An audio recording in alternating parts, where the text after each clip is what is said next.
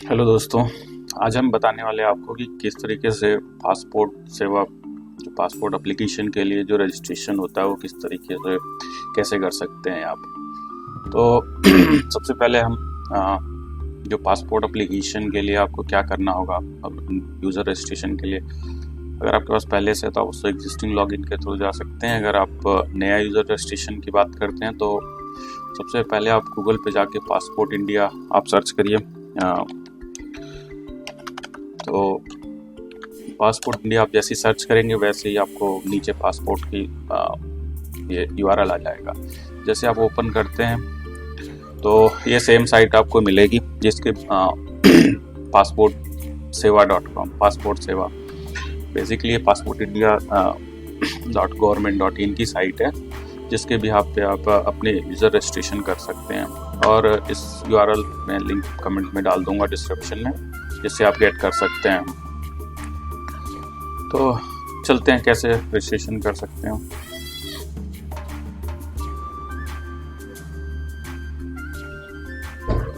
Okay, जैसे ही आप इस पेज पे आते हैं यूजर रजिस्ट्रेशन पेज पे, आप इसमें देख सकते हैं click here check for appointment availability at PSK UP and आप यहाँ पे चेक कर सकते हैं।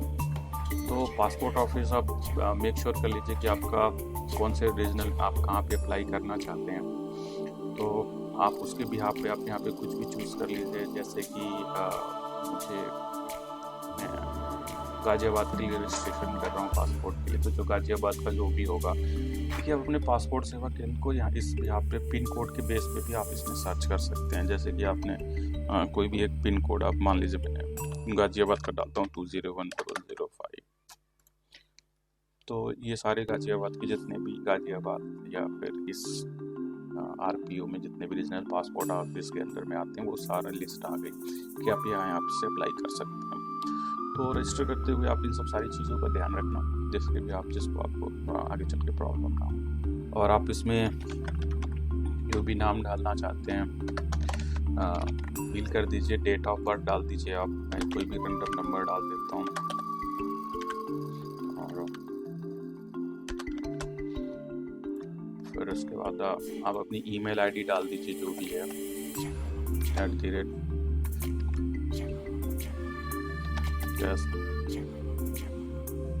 @.com जो भी whatever आपकी ईमेल आईडी है। Do you want to log in with the same email ID, तो आप इसे यस कर दीजिए। आपके पास ईमेल आईडी अगर नहीं चाहते हैं तो आप यहाँ पे चेक कर सकते हैं कौन सी ईमेल आईडी के थ्रू आप लॉग इन करना चाहते हैं और पासवर्ड आप असाइन कर दीजिए। पासवर्ड आप एंटर कर दीजिए। लॉगिन पासवर्ड जो कैरेक्टर पॉलिसी है आप उसको फॉलो कर लेना।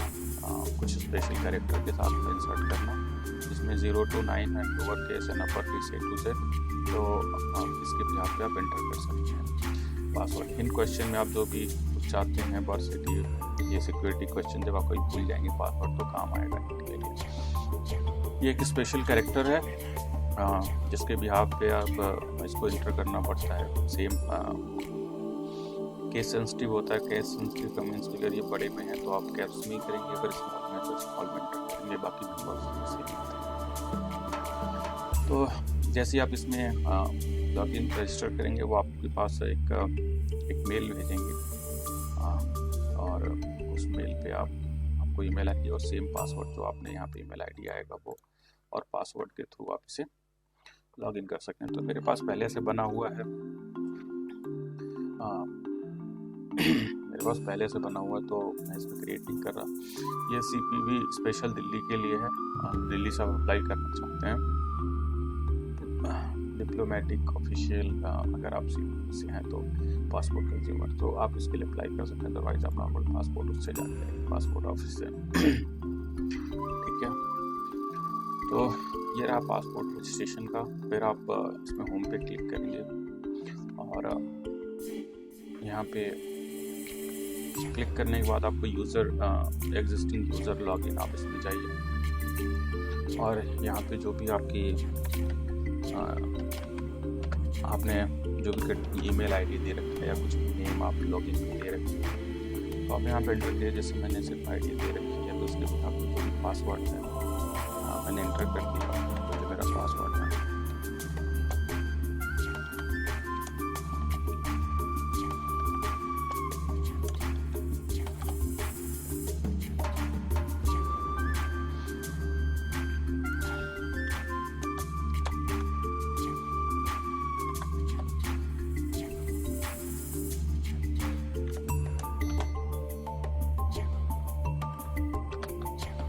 ओके, जैसे आप एंटर करेंगे यहाँ पे आपकी जितनी भी एप्लीकेशंस हैं, एप्लीकेशन लोड होने के बाद जितने भी एप्लीकेशन हैं वो सारे आपको यहाँ पे विजिबल हो जाएंगे।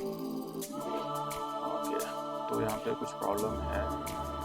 और एप्लीकेशन रजिस्ट्रेशन के समय सिर्फ आप इस चीज़ का ज़्यादा ध्यान रखना कि आप जो भी पासपोर्ट ऑफिस अप्लाई कर रहे हैं, जैसे कि अगर आप लखनऊ से अप्लाई करना चाहते हैं तो लखनऊ ओरिजिनल पासपोर्ट ऑफिस आप सर्च कर लेना।